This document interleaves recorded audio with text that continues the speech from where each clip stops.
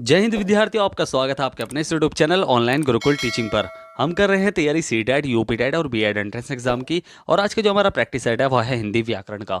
यह हमारा 28वां practice set है। इसमें मैंने प्रीवियस ईयर में जितने भी टॉप क्वेश्चन पूछे गए हैं हिंदी व्याकरण से, चाहे वो सीटेट हो, चाहे यूपीटेट हो, चाहे बीएड एंट्रेंस एग्जाम हो, या फिर कोई भी अदर कॉम्पिटेटिव एग्जाम हो, सभी अदर कॉम्पिटेटिव एग्जाम के भी टॉप जो प्रीवियस ईयर में पूछे जा चुके हैं उनमें से टॉप क्वेश्चन मैंने सेलेक्ट करके हिंदी व्याकरण के इस वीडियो में रखे हैं, ताकि आपकी सीटेट, यूपीटेट और बीएड एंट्रेंस एग्जाम के साथ साथ अदर कॉम्पिटेटिव एग्जाम की भी तैयारी अच्छे से हो सके। आपको पता चले कैसे प्रश्न जो है वो प्रीवियस ईयर में पूछे जा चुके हैं। अगर चैनल पर नए हैं तो चैनल को अभी सब्सक्राइब करें, साथ ही साथ बेल आइकन को ऑल पर सेट करें, ताकि आपको आने वाले लेटेस्ट वीडियो की नोटिफिकेशंस मिलती रहे। और वीडियो को शेयर करें अपने दोस्तों के पास, जितना हो सके। आपका ही अपना चैनल है।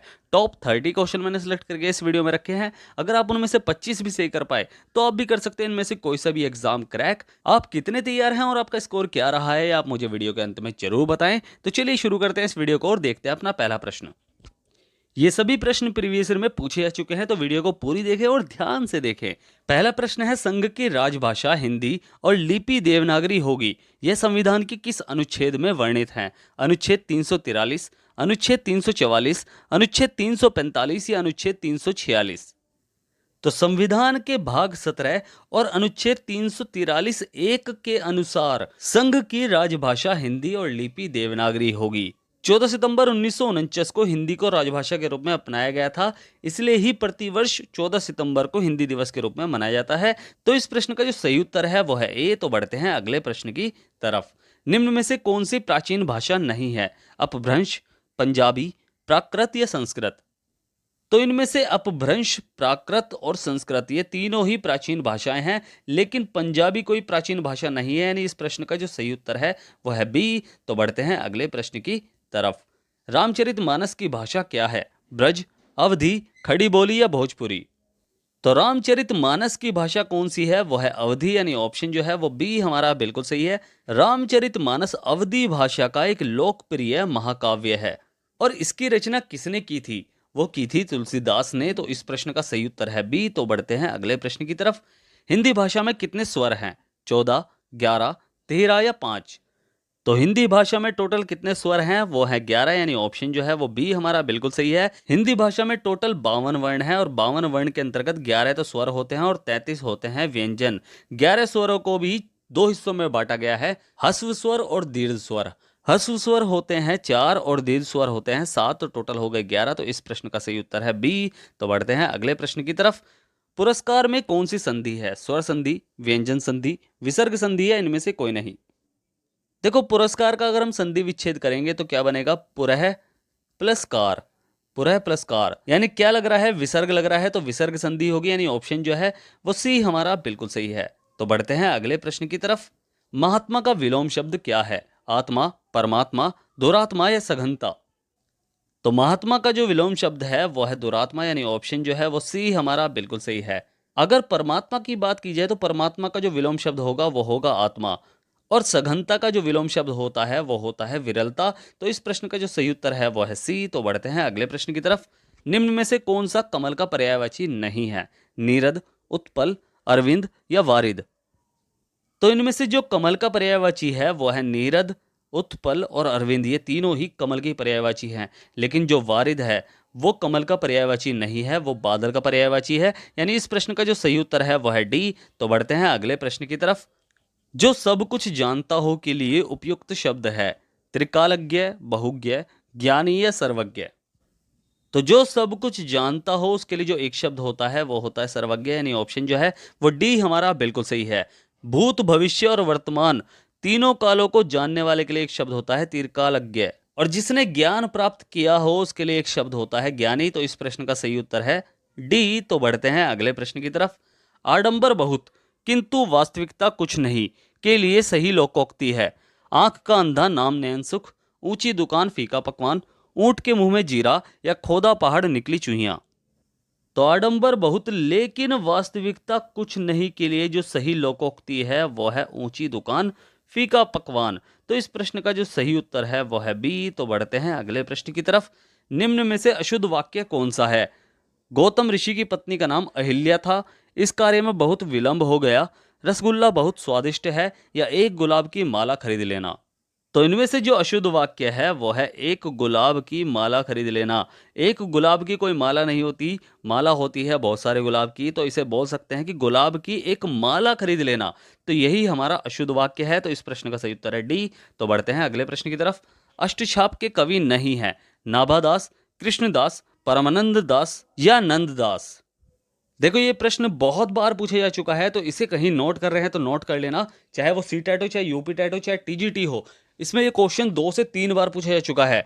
तो अष्टछाप के जो कवि हैं उसमें गोस्वामी विठलनाथ के 4 शिष्य, गोविंद स्वामी, नंददास, छित स्वामी और चतुर्भुज दास, और वल्लभाचार्य के 4 शिष्य जिसमें सूरदास, कुंभन दास, परमानंद दास और कृष्णदास जो हैं वे आते हैं। अष्टछाप के ये 8 कवि हैं जिसमें 4 जो हैं कवि वो गोस्वामी विठलनाथ के शिष्य हैं और 4 वल्लभाचार्य के शिष्य हैं।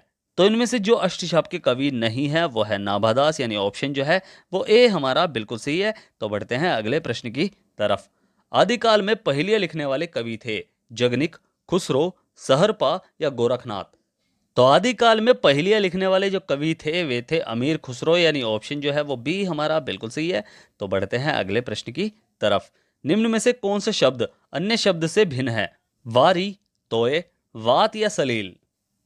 तो इनमें से वारी, तोय और सलील ये तीनों ही जल के पर्यायवाची हैं, लेकिन वात जो है वो जल का पर्यायवाची नहीं है, वो वायु का पर्यायवाची है। तो इस प्रश्न का जो सही उत्तर है वह है सी। यही शब्द अन्य तीनों से भिन्न है, तो इस प्रश्न का सही उत्तर है सी। तो बढ़ते हैं अगले प्रश्न की तरफ। शब्द का अर्थ स्पष्ट करने हेतु कौन सा तरीका सर्वाधिक उपयुक्त है? वाक्य प्रयोग, व्याख्यान, भ्रमण या चित्र निर्माण।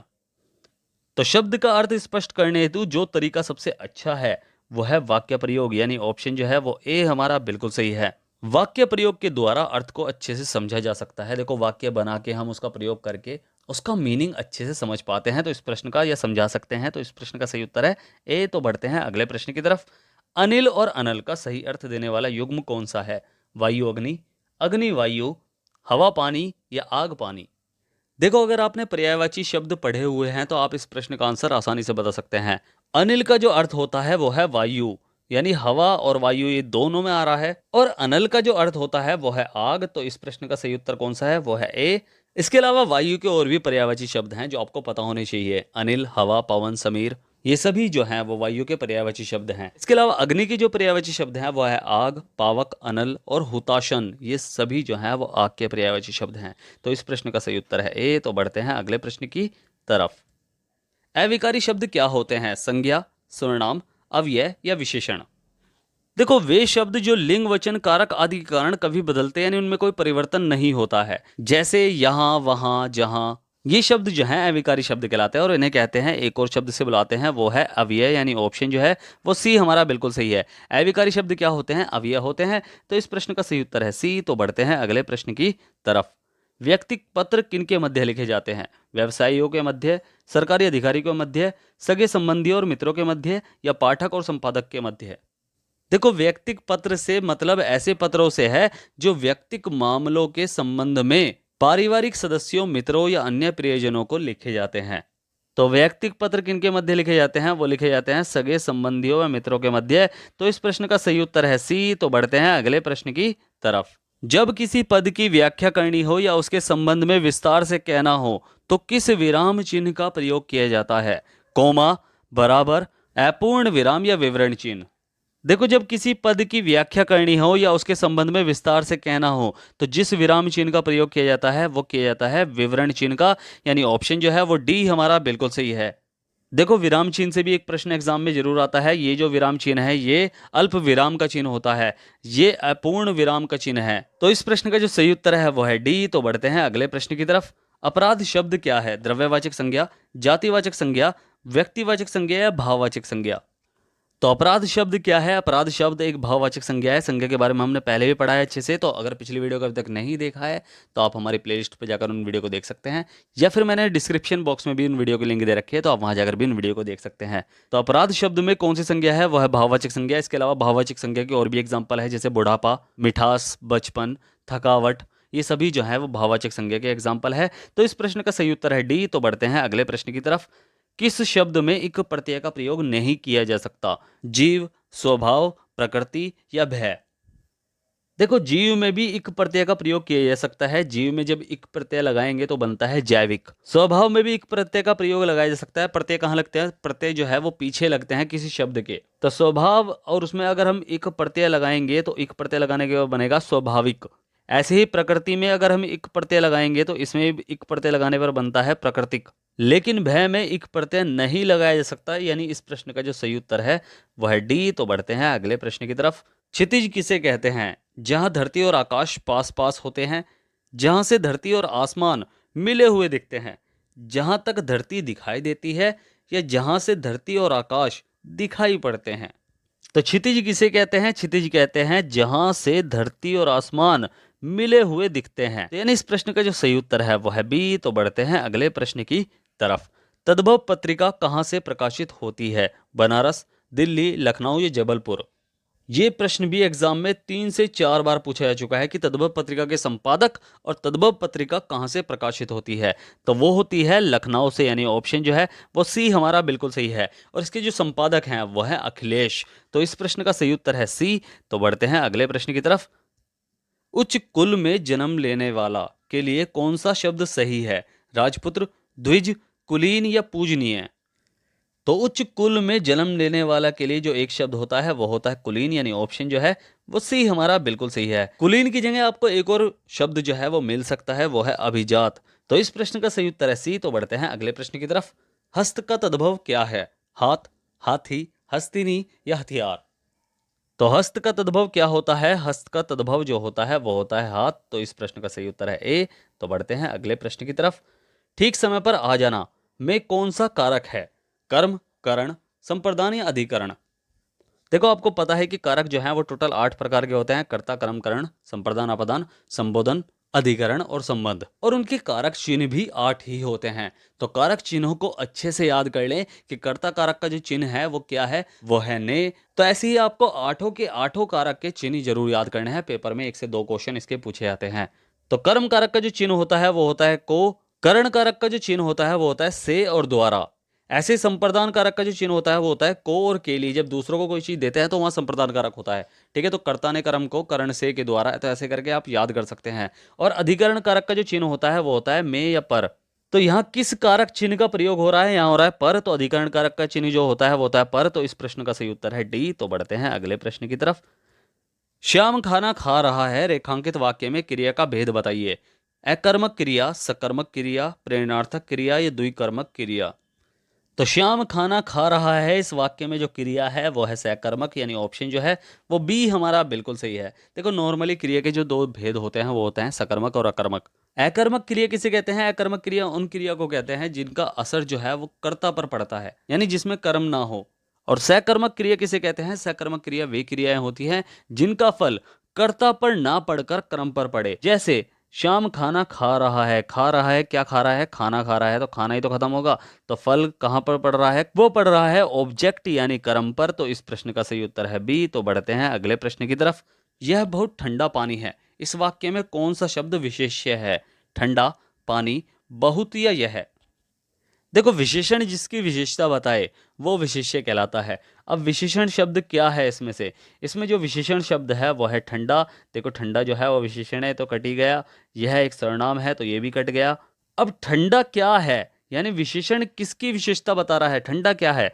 वो है पानी। तो यही जो है यानी विशेषण जिसकी विशेषता बताए वो विशेष्य कहलाता है। तो विशेष्य क्या है? विशेष्य पानी है, क्योंकि ठंडे की विशेषता क्या है? ठंडा किसकी विशेषता है? वो है पानी की। तो इस प्रश्न का सही उत्तर है बी। तो बढ़ते हैं अगले प्रश्न की तरफ।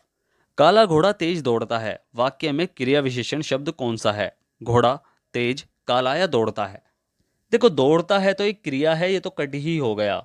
घोड़ा एक संज्ञा है, ये भी कट हो गया क्योंकि नाम है।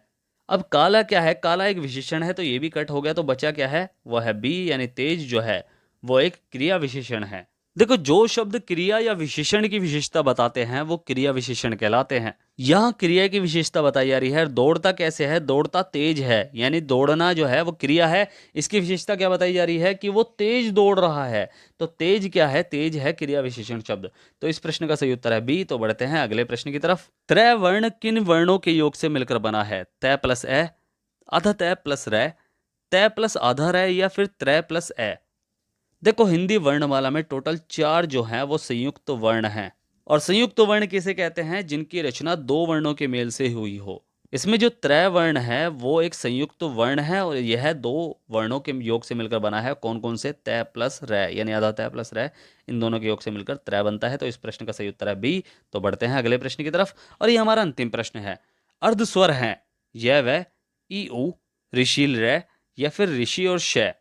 देखो अर्धस्वर टोटल होते हैं 4 और ये प्रश्न आपके लिए HW है कि कौन कौन से अर्धस्वर हैं। इसका आंसर आपको मुझे कमेंट बॉक्स में लिखकर जरूर बताना है। फिर से पूछ रहा हूं कि अर्धस्वर कौन से हैं, इसका आंसर आपको मुझे कमेंट बॉक्स में लिखकर जरूर बताना है। अर्धस्वर टोटल 4 होते हैं, कौन कौन से होते हैं ये आप मुझे कमेंट बॉक्स में लिखकर बताएं। तो यही प्रश्न जो है वो प्रीवियस ईयर में सीटेट, यूपीटेट, पीएड एंट्रेंस एग्जाम और साथ ही साथ अदर कॉम्पिटेटिव एग्जाम में भी पूछे जा चुके हैं। मैंने अदर कॉम्पिटेटिव एग्जाम के प्रश्न इसलिए इस वीडियो में रखे थे ताकि आपकी अदर कॉम्पिटेटिव एग्जाम की भी तैयारी साथ के साथ ही होती रहे। क्योंकि आप बीएड कर चुके हैं, बीटीसी कर चुके हैं या डीएलएड कर चुके हैं, तो आप अदर कॉम्पिटेटिव एग्जाम की भी तैयारी कर ही रहे होंगे। तो आप कितने तैयार हैं और आपका स्कोर क्या रहा है ये आप मुझे कमेंट बॉक्स में लिखकर जरूर बताएं। और जो आपसे पूछा गया है कि अर्धस्वर किसे कहते हैं, इसका आंसर भी आप मुझे कमेंट बॉक्स में लिखकर जरूर बताएं। मैं ऐसी वीडियो आपके लिए लेकर आता रहूंगा। बस आपको क्या करना है, आपको चैनल को भी सब्सक्राइब करना है, साथ ही साथ बेल आइकन कॉल पर सेट करना है ताकि आपको आने वाले लेटेस्ट वीडियो की नोटिफिकेशंस मिलती रहे। और वीडियो को शेयर करना है अपने दोस्तों के पास, जितना हो सके। आपका ही अपना चैनल है, सब्सक्राइब जरूर करें। तो मिलते हैं फिर अगली वीडियो में, तब तक के लिए bye bye, tata, see you, जय हिंद।